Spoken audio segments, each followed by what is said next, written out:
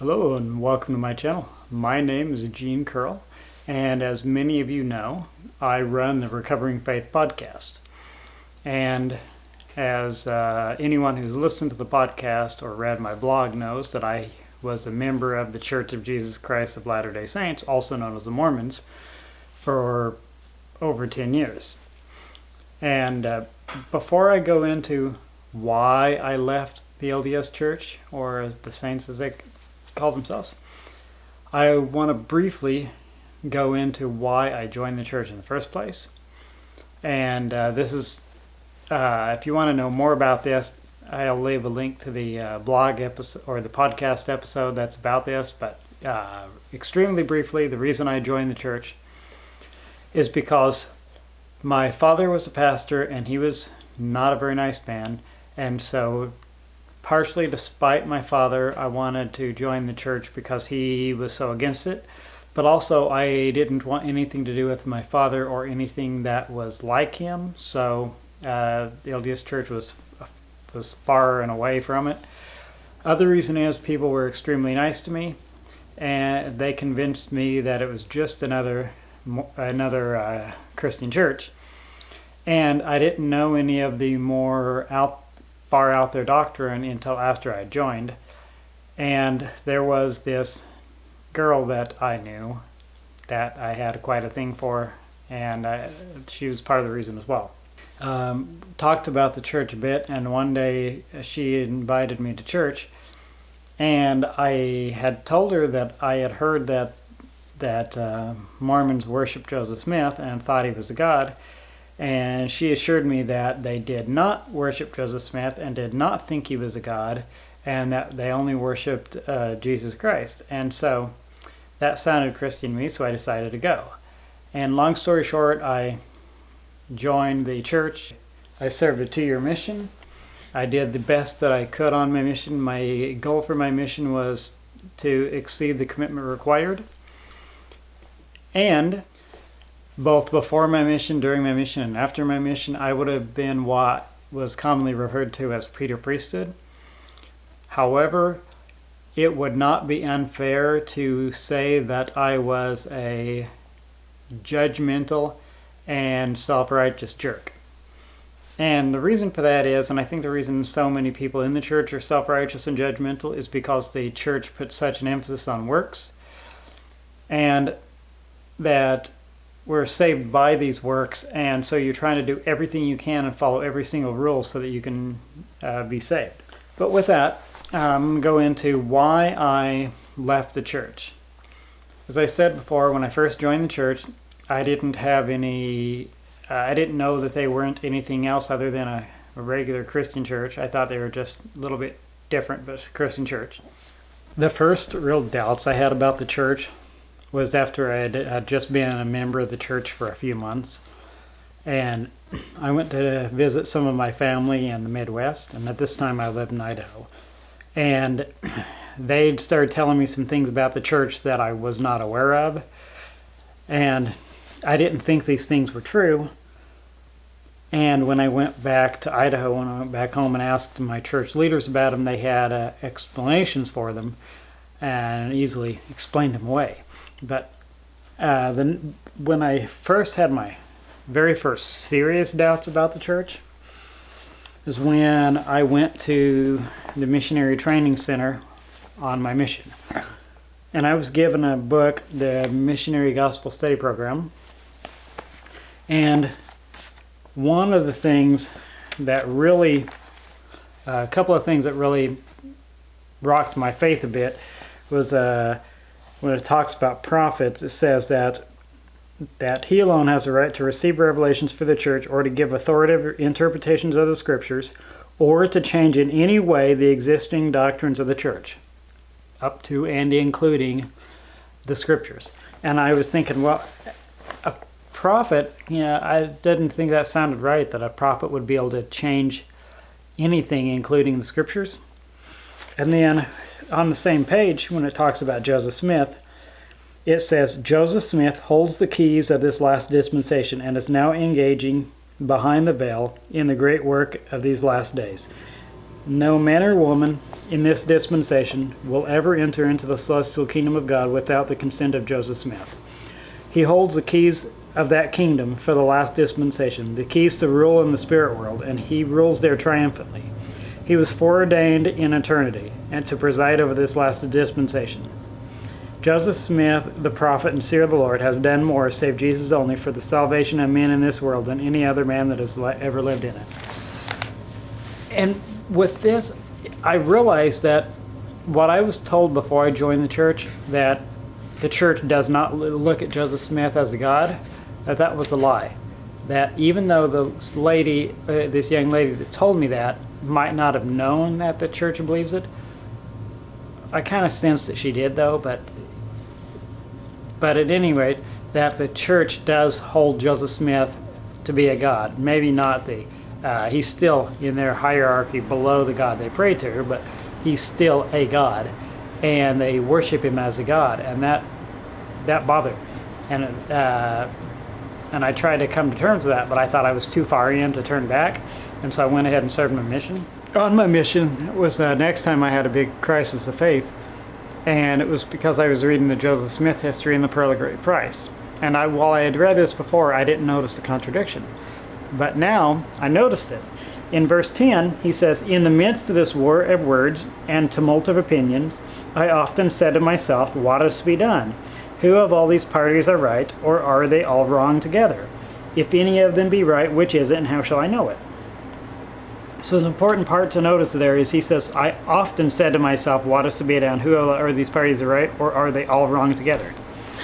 And then, later in the timeline, after he goes to the grove and he prays, and God the Father and Jesus Christ appears to him, he says, "My object in going to inquire of the Lord was to ask which of all the sects was right, that I might know which to join. No sooner, therefore, did I get position of myself as to be able to speak, than I asked the personages who stood above me in the light which of all the sects was right. For at this time it had never entered into my heart that they were all wrong, and which I should join." So it's a blatant contradiction. He says here that it had never occurred to him before that all the churches could be wrong. And earlier he said he often asked himself if all the churches were wrong together.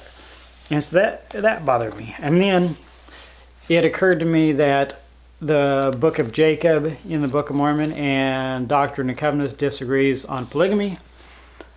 And then there's the whole thing about that people can become gods.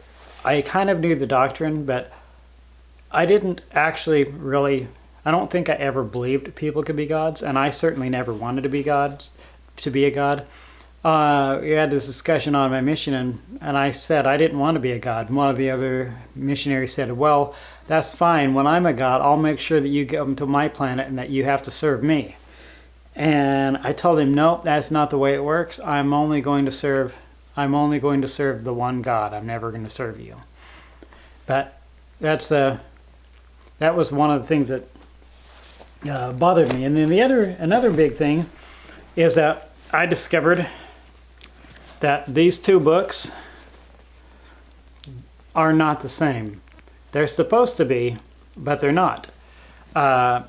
Church officially claims that there's only been some punctuation errors corrected, but there's actually been a lot changed in the Book of Mormon from the original version to the new printing.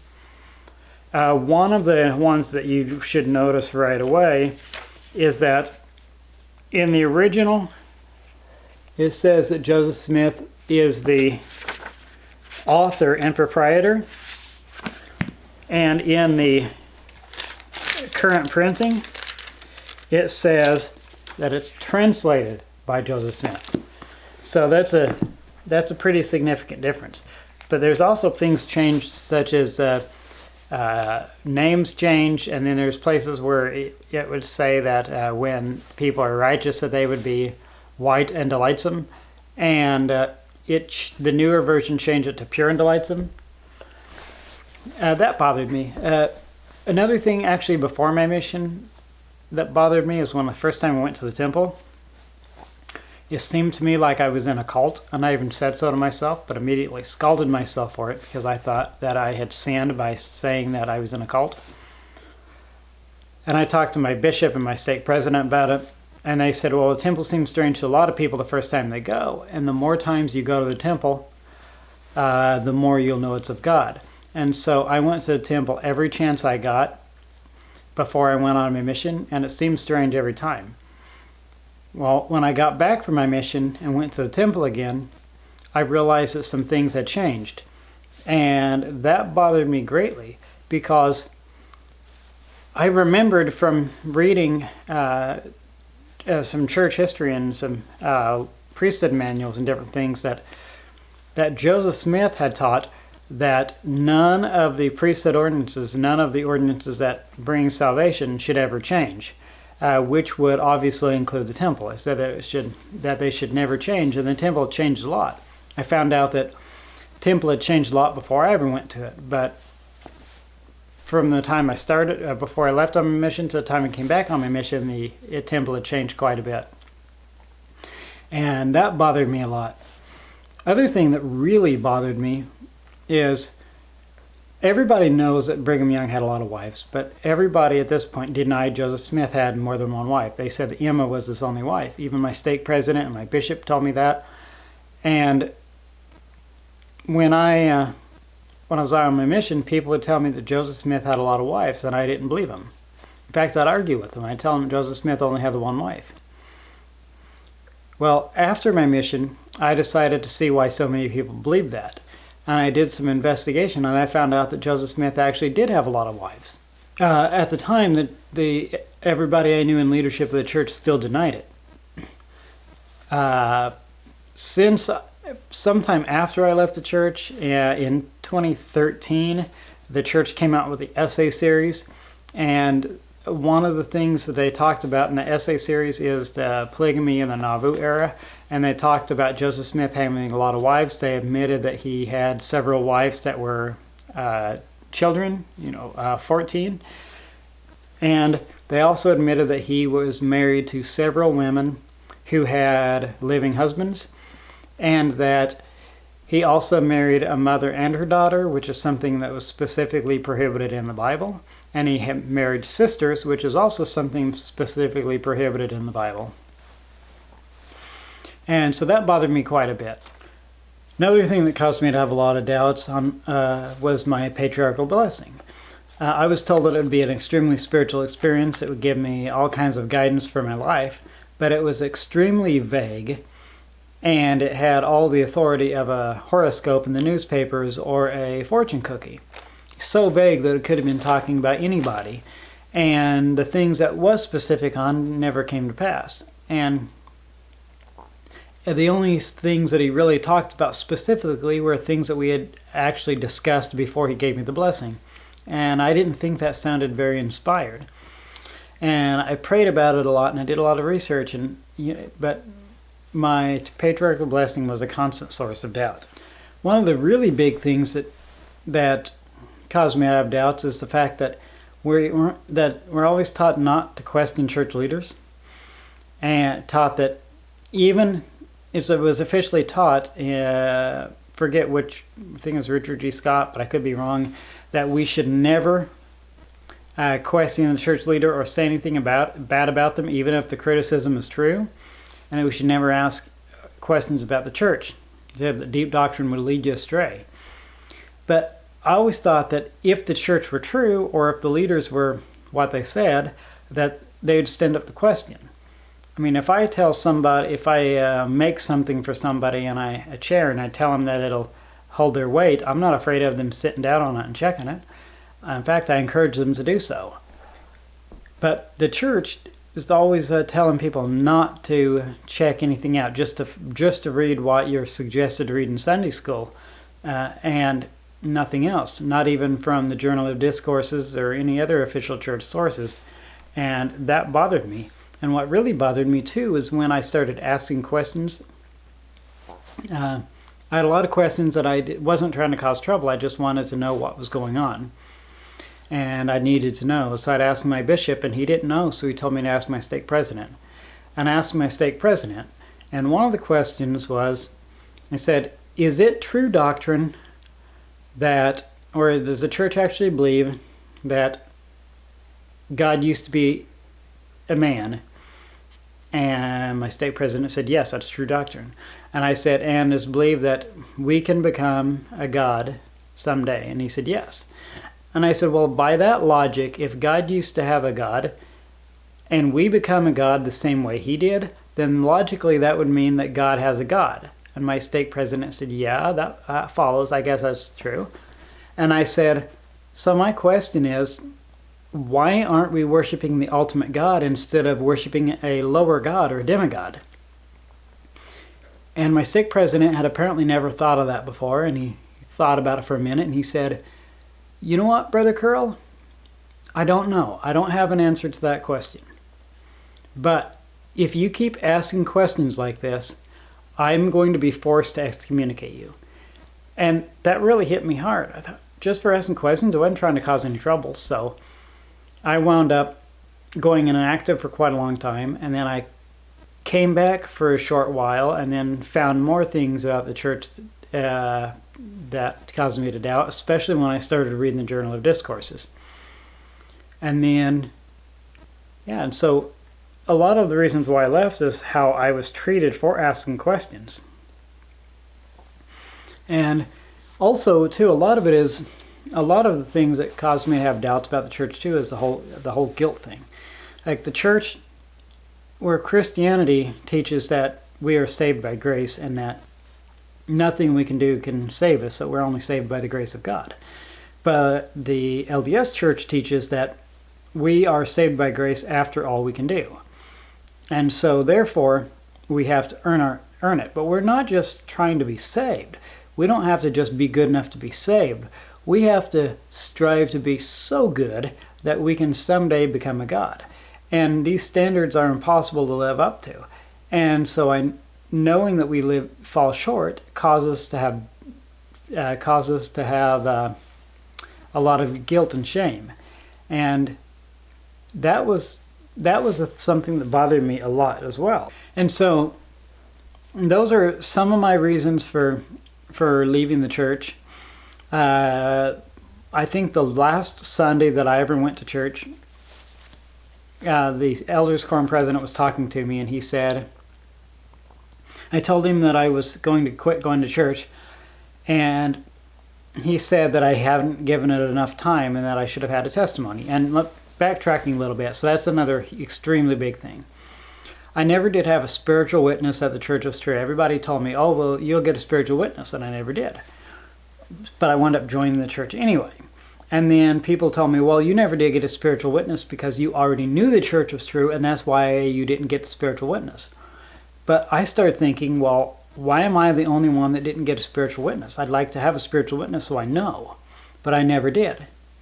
So eventually, I realized that this whole thing was about a spiritual witness of the truthfulness of the church, that it's more like the emperor's new clothes, where the emperor didn't have any clothes, but nobody wanted to be the only one who didn't see his clothes, so they all bragged about what beautiful clothes he had, even though the emperor was stark raving nude, because they didn't want to be the one who didn't see the clothes.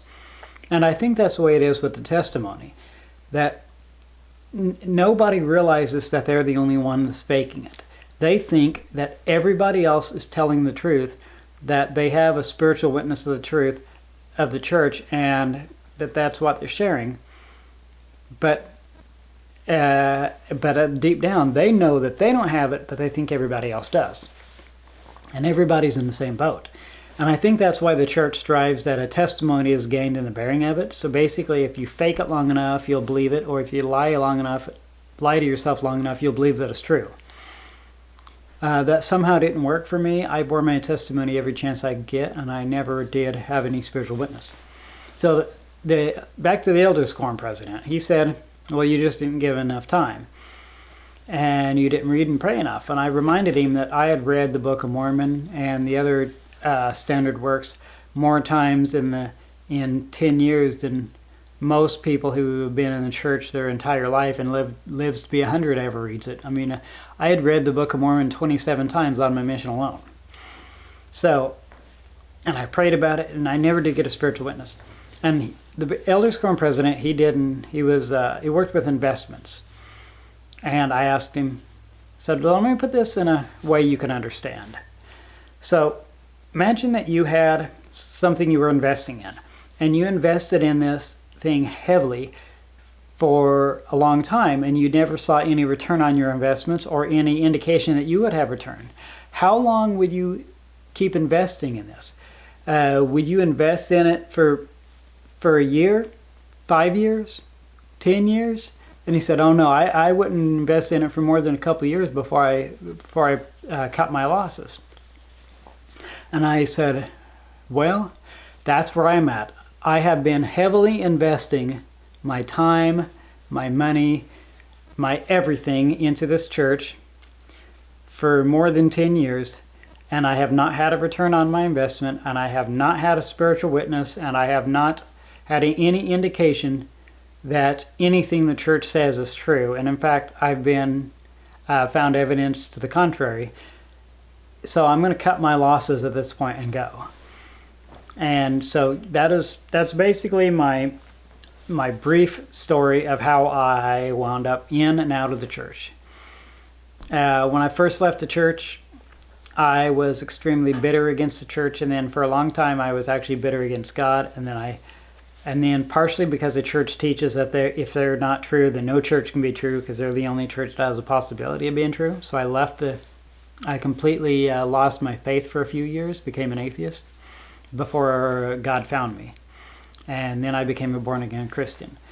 But it took me a while to realize that just because the LDS church isn't true doesn't mean there's no God. I mean, I had lots of things happen in my life that would indicate there is a God. And an example I like to use is I like to say that jumping to the conclusion that there is no God because the LDS church isn't true, it makes about as much sense as saying the internet doesn't exist because neither my neighbor nor my drunk uncle were able to hook up their modem so the internet worked. That didn't make much sense. And that's about what it is, throwing out all faith because of the LDS church. And I know a lot of people go there, and I can relate because I've been there myself, but it's not the logical conclusion, but that's what the church wants you to believe. So when I left the church initially, when I stopped believing in the church and stopped believing in everything, I lost a few friends. But when I became a born-again Christian is when the majority of my LDS friends dropped off, because when I had no faith at all, they thought they had a chance of getting me back in the church. But when I became a born-again Christian and had my records removed from the LDS church, they decided I was a lost cause, and they no longer wanted to be my friend. Thanks for watching. If you have any questions about my journey in the church, my journey out of the church, or anything else, if you have questions about my podcast or anything else, or if you just have comments, you can leave a comment down below, or you can go to my website genecurl.com and leave a comment or whatnot. If you haven't already, subscribe and click the bell so that you'll be notified when I post new videos. Also, if you like this video, click like and share it. And thanks for watching, and God bless.